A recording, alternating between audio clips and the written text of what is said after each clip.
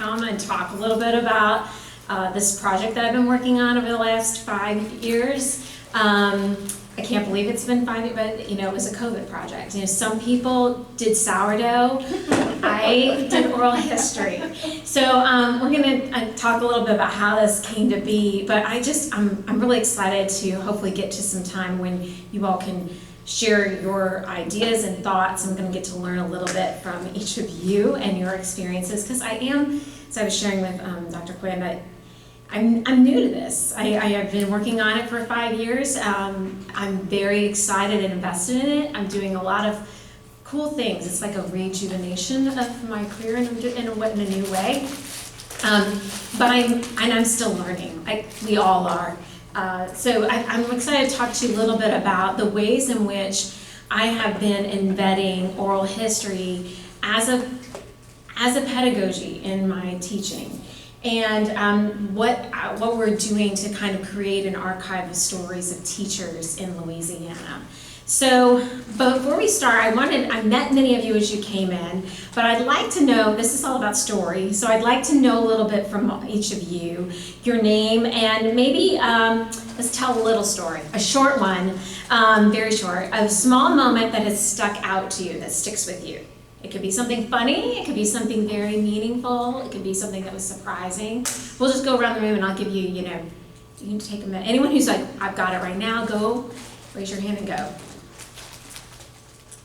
But name first, please.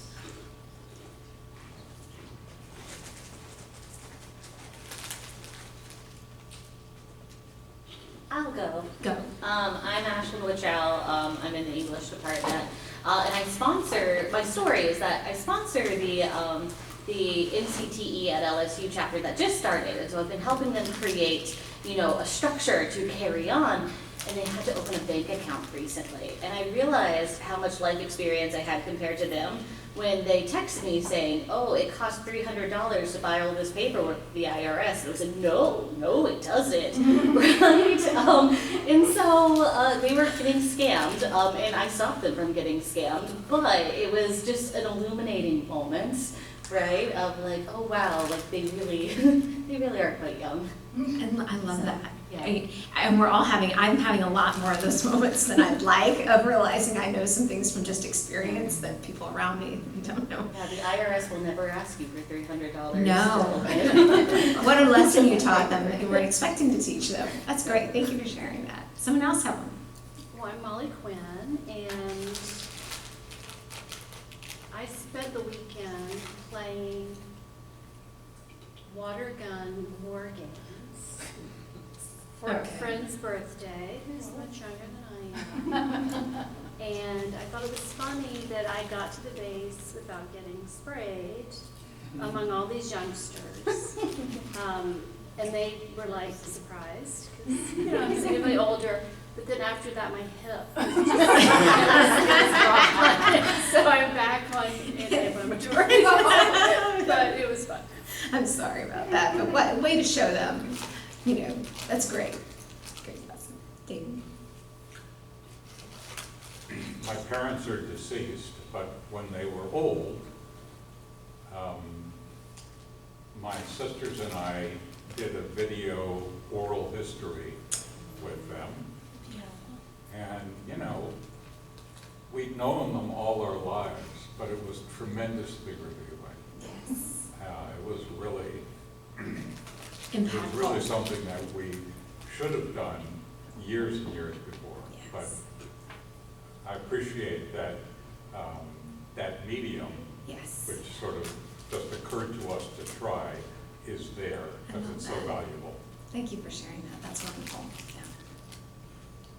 Anyone else? Yeah. Dr. Mitchell. My name is Roland Mitchell. And this, I don't know why this is so surprising to me, but all of us, how life works. So I get up every morning probably about 5 o'clock. I live off of the Highland Road exit for 10, and I'm trying to get to the laboratory school before 7:45.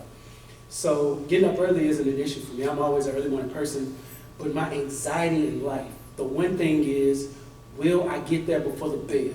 Okay, so whatever is happening in the world, I am driven to get there by the bell. And once I start that, then the day basically runs from 7:45 probably until I hurt my arm, until about 6:30, 7 o'clock. It ends at the gym. And so you just kind of roll and move through your day regularly. So my 7-year-old stopped me this morning when I was getting out of the car. She's like, "Daddy, will you drop me off? Where are you going?" And it's the wildest thing because I'm a routine person. I do the same thing every time. I spend every day with this child doing the same thing. And it hits me that when she goes to school, she has no idea what the regular life looks like. But I was drawn to the idea that she gave it down. That works for me. Like, why do you care? But yeah, I go do the same thing every day. It's wonderful. What an opportunity to share something, in the moment. Anyone else? Yeah. I'll share. My name is Stacey Ann Campbell, and I'm from the beautiful island of Jamaica. Okay. I'm a graduate assistant in the School of Ed. And I want to share something that is that has been meaningful to me for the past few weeks doing an oral history class with Dr. Quinn. Our first assignment was to think about a story and share it in class about something, could be in your past, something that really resonates with you. And I just remember being lost for a few hours. Well, I was not lost.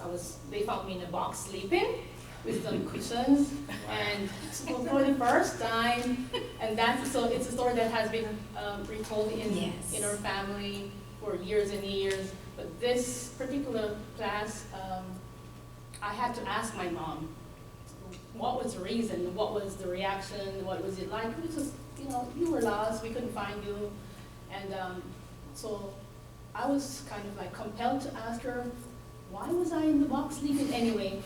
I know they used to say, they've always shared that I love to sleep and I can sleep in water, right? But I said, it has to be more than that. So I just, let me ask her, and she said, I was running away from chores, I was a lazy kid, which was very surprising to me, given the kind of person that I am today. I'm lazy, I was lazy, so that was very surprising for me, but also meaningful because I had to think about why I was in that box, and the kind of person that I was at that time, not wanting to do chores, and the kind of person that I am today, I had a lot of reflection. I said, no, I was not really running away from chores. I'm consoling myself with that, but that I really love comfort, and I'm non-confrontational, and I like to just get away. I just like to be my own space, and that really helps to give me a peace of mind. And so for me to be in a quiet space where I can just talk to myself and be with myself, I think I was probably trying to get out of the chores, but to just be with myself. And that's how I am today when the busyness of life or the noise, I kind of shut out and shut in with myself in a quiet space. That's really so many things in that illustration, and it's a beautiful gift that narrative about laziness wasn't attached to that story your whole life. Yes. And that it might be true, but there might be that other piece about comfort that was an interior motivation that they didn't have access to, that you carried with you as you interpret the story. So there's lots of beautiful things in that illustration, and I hope that you'll continue to, as we reflect on just even what's been shared here. There's a lot of insight that we've gained about each individual that they've brought into this space. I just want to add one little part of it, that now I have to retell the story to my sons to add the part that I was lazy. If you choose to, but you don't have to add that context to it. But it also shows the layering that happens over time and the way stories are shared, which is a really important part of the work that we do in oral history as well. So thank you for, my goodness, thank you for sharing that. Let me go back to presenter mode. The mouse is not wanting to function and the clicker's not working. Oh no. It's okay. We'll adapt. We're good. Okay. So, I think, and I really just already touched on this, but every one of us, as you know, is carrying in a bunch of stories, a lot of things that are about our past, about our present, the ways we're interpreting the things we're interacting with right now, the things we're thinking about for the future, and the things that have been handed to us that we just still carry around. And I think what was happening during COVID for me was a moment of,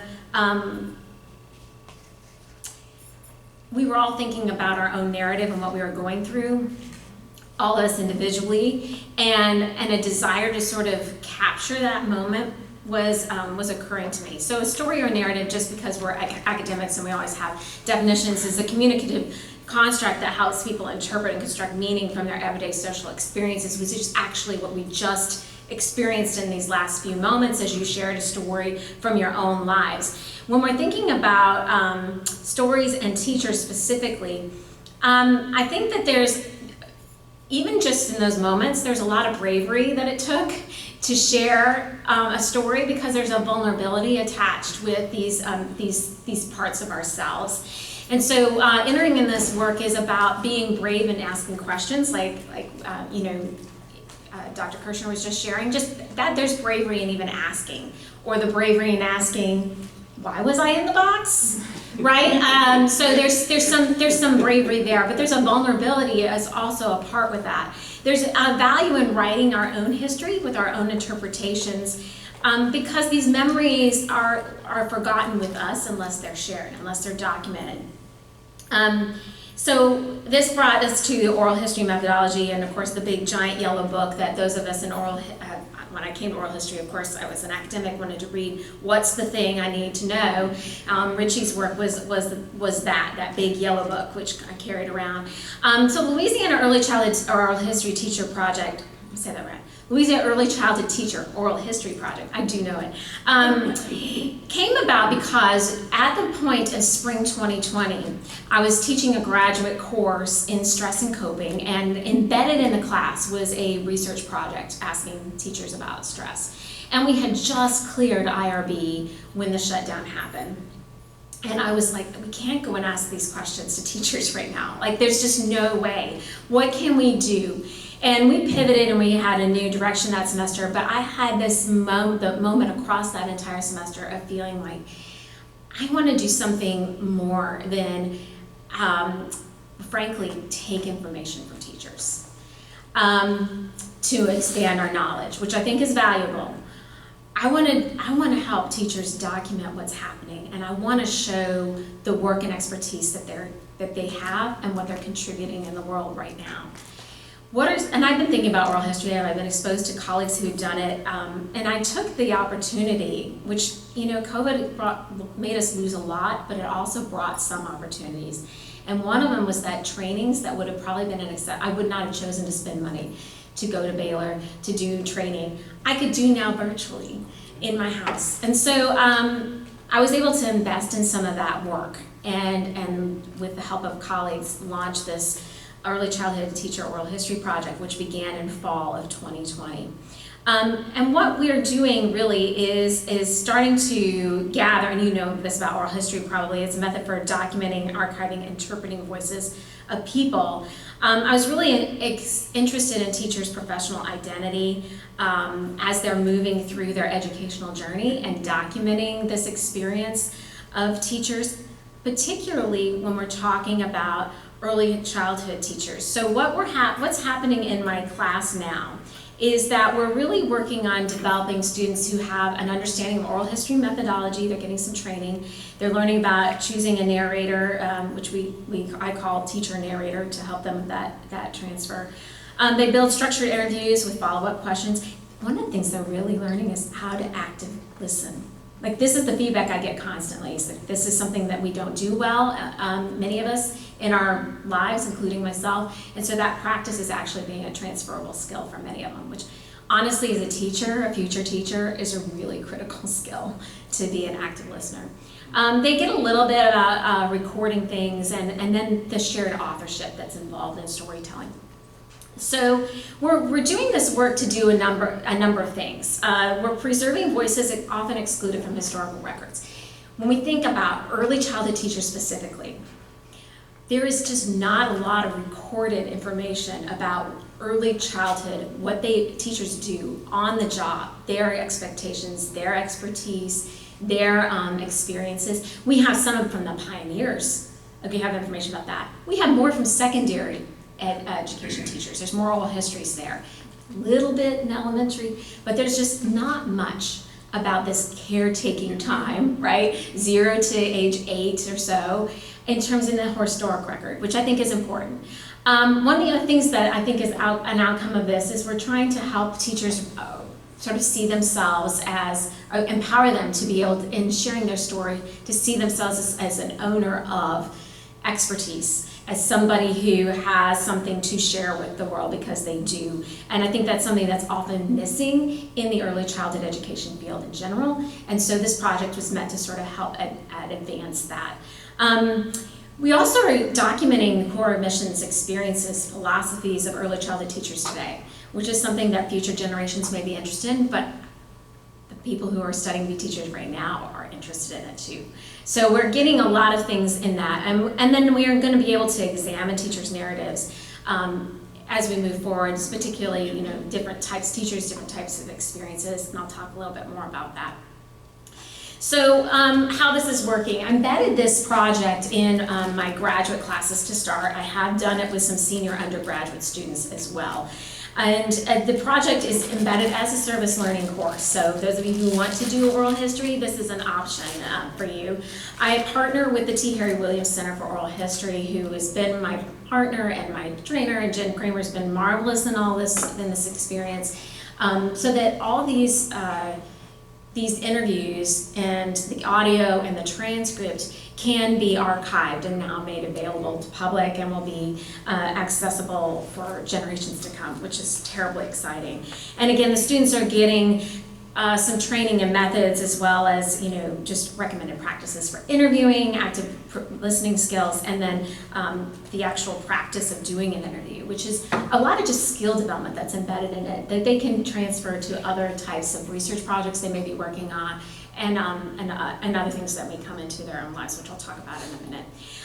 This is just a graphic of the different regions of the state. We are working really hard to get representation from all areas. If you have a teacher an early childhood teacher a Region 5, we need to fill that. And now I'm also paying attention to the numbers of kindergarten teachers, preschool teachers, infant toddler teachers. So I'm always kind of looking at the numbers and seeing where we need to move the needle on it. But we are working to get expertise documented across the state. So learning about oral history and interviewing is a process for them. They go through a series of 7 modules. I have it set up in modules where they're doing sort of an activity in each point. This is just a little, for those of you who want to know, like, how does it happen in the classroom? They learn about oral histories and interviewing. They listen to some oral histories from the T. Harry Williams Center. I go out, because I think that's actually the first thing you need to do, is get a sense of what this is to do some listening.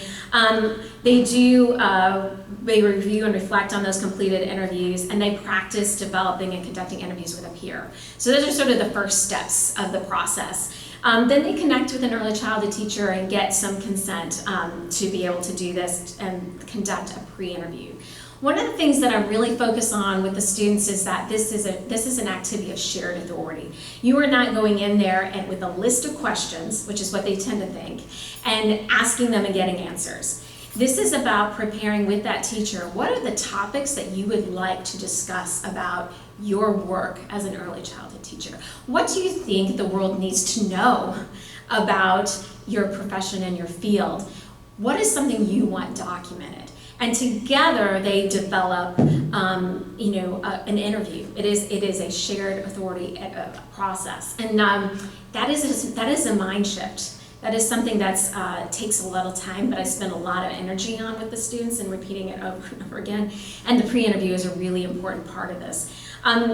They do have a list of topics and some possible questions, but it's way more than you could do in an interview. It's meant to give them something to start from, and then with their teacher the teacher narrator decide which aspect they want to focus on and build out their specific questions from there.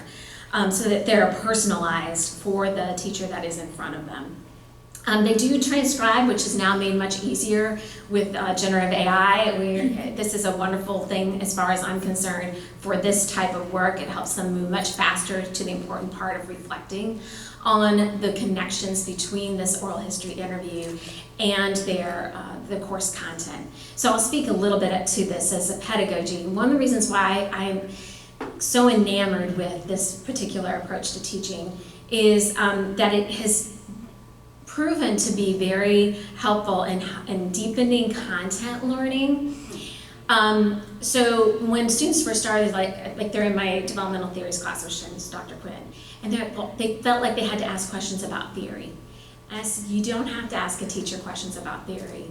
If you're talking about teaching, their theoretical perspective is going to be evident. And my goal for you is to start seeing how people talk about theory in real world.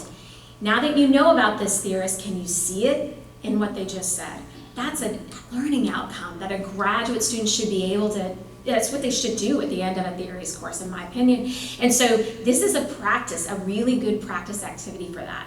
The same was true when in my stress and coping class. I'm going to ask them about what they're stressed about. You don't need to ask them about what they're stressed about. If you're talking to a teacher, the areas of stress are going to emerge. I guarantee it. And they doubt me. They doubt me every time. And then when they look at that stress, they're like, well, there it is. I said, absolutely. So this is what when we talk to people, when we listen to their story, and then we apply the lens, we can see some things. And it's a really important, I think it's a really important critical thinking exercise for students. It's leading them toward this process, and it's one of the reasons why I find this project so important. And I keep doing that. So what are they talking about in these interviews? We have begun, they are personalized, but we do have some sort of topic areas that we're looking at. There's a section on that journey to become an early childhood teacher, or their journey as an early childhood teacher, with wonderful stories about how they came to this work. Some that always knew they wanted to be teachers, but many, many more that had all these other life experiences and then found their way into the classroom or working with very young children.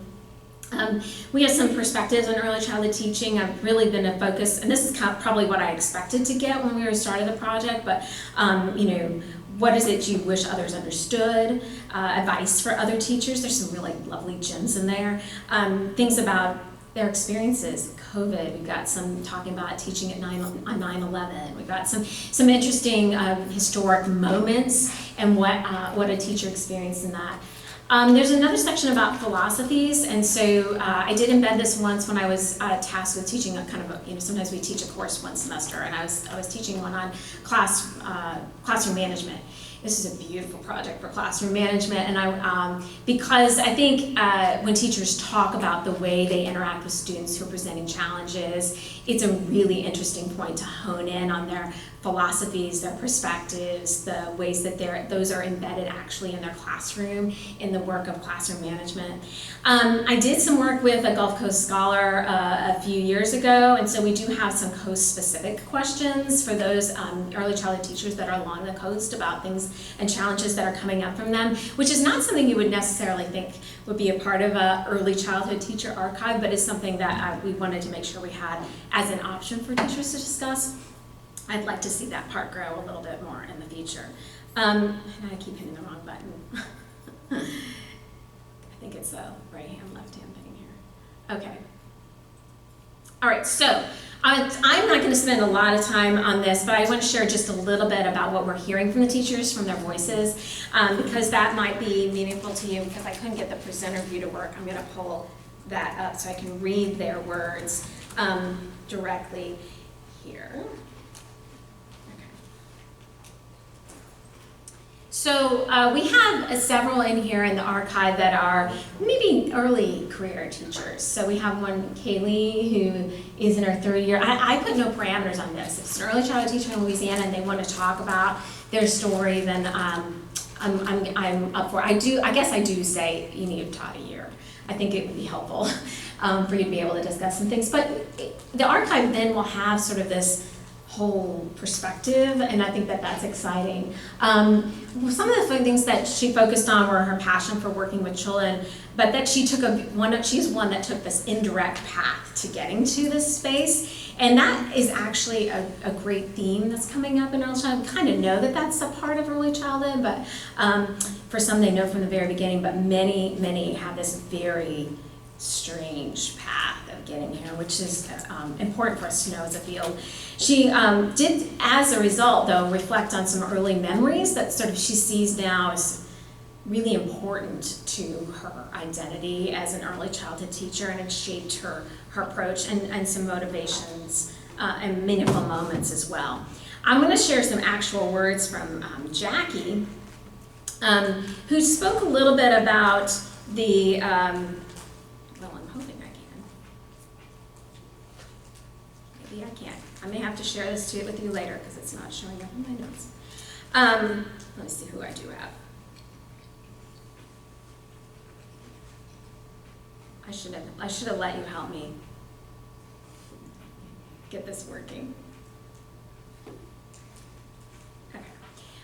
Okay, one more minute, I'm sorry. The internet is thinking. There it is, okay, I do have it. So Jackie immigrated to the US from Cuba when she was in her own early childhood years. She's 3 years old. And in her interview, she described this experience of what learning in America looked like for her, teaching her family about being in America as a 3-year-old and beyond, and then becoming a teacher. A beautiful, beautiful story. She today has a degree in Spanish and a master's degree in education, and has been working for 10 years in public school at the time of this interview. She now owns her own preschool with a Spanish immersion program. It's a really fascinating little story. It's a lengthy interview that has lots of little points of wisdom in it as she sort of shares her own approach, what happened to her during online and pandemic teaching, the language learning that she does with immigrants herself, and just her approaches to especially teaching young children language. She's really, a theme that came up was about breaking down barriers. And as you might expect from what I just shared, and the work that she does with children and teachers in third world countries. So she's not only working with children here, she's working with people in other spaces. And her passion for this work is just so obvious when she talks about this. Breaking small barriers a little at a time makes a huge difference in the lives of these kids, she says. They know that education is the key to their future, and by helping educate their children, instead of just giving them money or materials, we're giving them opportunities, transformations, and hope. These children will one day become adults that can live, work, and give back to their community by creating an even better future for their own people. So her own professional journey was really intertwined with this whole journey of working with immigrants, being one, and then being able to kind of help move through this whole process. It's really, it's a beautiful interview. So I hope you'll be able to listen to it at some point, talk about her life experiences and her personal sense of purpose. I think the other person that came up was Tina, and Tina's story is a little different. She's a Head Start. Her beginning came in Head Start. She was actually a nutrition supervisor, not at all an early childhood teacher, but she found her way into Head Start. And she started like monitoring what the children needed in terms of nutrition, helping certain children out. Let's see if I can read some of her words. At Head Start, when I was a nutrition supervisor, I would go out and monitor the different sites, and I would just walk around and talk to different teachers, and just sometimes observe children we used to let them in the cafeteria. I would observe them in the cafeteria, and then I would always say, oh, well, that particular child, why did he eat all his food? What's going on? What's going on? Everybody is all still eating. What's going on? Oh, he went seconds and thirds. That's no problem. Give it to him. You know, I said, well, give it to him. And so once I got to find out who the child was, and then I said, okay, make sure. I would always tell my staff, make sure you give him a little bit more on his plate. I said, always remember to just give him a little bit more.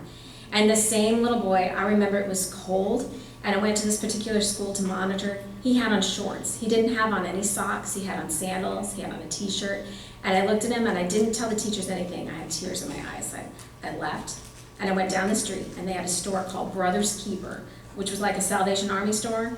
And so I went there, and I was very familiar with the girl because I always go there. And different children that I know needed something, I would go by there and buy it. And she said, oh, she said, look, I said, I'm looking for a coat.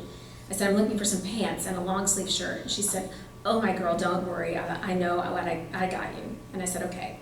She said that if they had more teachers like you. And I said, oh, I don't work in the classroom. I said, I'm a nutrition supervisor. I said, I'm not working in a classroom. She said, really?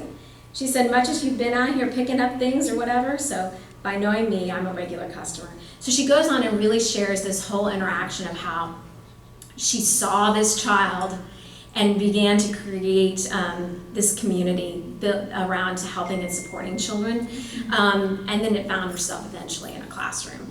These are really, I don't know about you, I can read stories a long time, so I find them kind of interesting. But just to give you a little taste of what's going on in the archive, I do want to talk a little bit about what it means for students, because one of the, I was embedding this as a pedagogy, so I wanted to make sure it was helping students, and I was seeing the difference, but I was interested in sort of their feedback and some of the things that I was getting from them. They do write reflections at all stages, and then I have done some survey work to try to understand more about that, written a little bit about that. So one of the things that really did surprise me is they're like, we can learn a lot from talking to a teacher, which to me seemed like, of course, but for them, this was really something new. They get to understand something about real teaching by talking to a real teacher. So I think that's something that stood out to me. They also, and as I already mentioned, some of the feedback I get is the deep listening and looking of questions, the active listening work that they practice is something that they find really difficult. They didn't realize that they often interrupt, for example, when they talk to people. They didn't realize that they're quick to recap or they're quick to interject a personal experience when they're talking with somebody else. So this is a skill that they build through this process, and they at least are made more aware of it. I don't pretend to say that they become fantastic in a semester, but I do think that it's an opportunity for them to kind of think about this in a new way. And then they also, and this is one I did hope would happen, that there's value of teachers in general, like the expertise that they have, that there's something really important to listening to a teacher's story. So I have some quotes from some students, but I think you'll see these things already in what I've just shared, that Gina was talking about how she learned how to be an active and engaged listener, how she can ask better open-ended questions. It's something that we practice. It's actually a really important part of being an early childhood teacher is asking open-ended questions. And it's also something you do in an oral history interview. So we're just embedding a lot of these skills, and she talks about refraining from inserting yourself into the narrative, which is something I struggle with, and so it's just an opportunity to practice that. We know that stories are really important, but for me, this work is really about making meaning. I think that the value of our research, the things that we do, all the work that I've done before this, there's value in contributing to the scholarship, absolutely. But nothing has been more meaningful to me than knowing that this work is going to outlast all of us, that it's contributing to the narrative, and that I get to do this work with students is really, really cool. And then speaking a little bit to Dr. Kirshner's point at the very beginning, one of the things that I carry with me as a student saying, you know, I took this and I went and I interviewed my family member before they passed, and I'm so glad I have. I'm so glad I have that, and I think that is really impactful education. That's lifelong learning. That's embedding skills that last. And so I think I will stop there and then see if you have any questions or thoughts, anything you would like to share. Thank you for letting me share. You know, I'm drawn, first of all, the stories, most definitely, that's the most, you know, if you sit in a dissertation defense, when they start talking to data, particularly qualitative defense,